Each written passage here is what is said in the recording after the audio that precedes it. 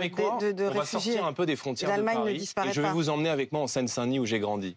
Et je peux vous assurer qu'il y a beaucoup de gens... Mais ça n'est pas ma question. Vous dites que la France peut disparaître. Oui, oui. Et je pense qu'il y a beaucoup de quartiers aujourd'hui, notamment chez moi en Seine-Saint-Denis, où la langue française a disparu, où la culture française a disparu, où les coutumes françaises ont disparu. Vous parlez d'un quartier. Où les femmes de vous avez France, dit le pays est menacé de disparaître. Oui, parce que moi je fais de la politique pour pas que mon pays entier ressemble au quartier de Seine-Saint-Denis où j'ai grandi. Et je pense que le plus grand drame, d'ailleurs j'écoutais l'autre jour et je pense que il a raison, un entretien de Jean Dujardin qui fait la promo du nouveau film Les Chemins Noirs dans lequel il raconte le parcours de Sylvain Tesson. Et il dit le drame de notre pays, c'est qu'il ne s'aime pas assez.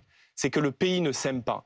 Vous pensez que Jean Dujardin est OK avec l'idée que vous le citiez pour appuyer votre thèse de la France qui disparaît ? Je pense que Jean Dujardin est peut-être le plus grand acteur français aujourd'hui. Et donc, je suis très fier et très honoré de voir un acteur français, qui plus est, peut-être le plus grand que nous ayons aujourd'hui, être francophile et aimer la France. Je ne dis pas qu'il partage mes idées, mais je dis juste... quoi alors? La France disparaîtra au profit de quoi? Je sais pas, de petites républiques islamiques, par exemple, qui sont en train de s'installer aujourd'hui, où la charia dépasse les lois de la République, où on vit plus à la française, où on ne parle plus français, où les femmes sont contraintes de mettre un voile dans l'espace public pour pouvoir sortir librement. C'est pour ça que vous avez mis un blâme à M. Joris Ebrard qui est allé Non, inaugurer... madame, c'est pour ça que je dis au peuple français... Une mosquée. C'est pour ça que je dis, si vous me permettez, au peuple français, vous avez le droit d'aimer votre pays.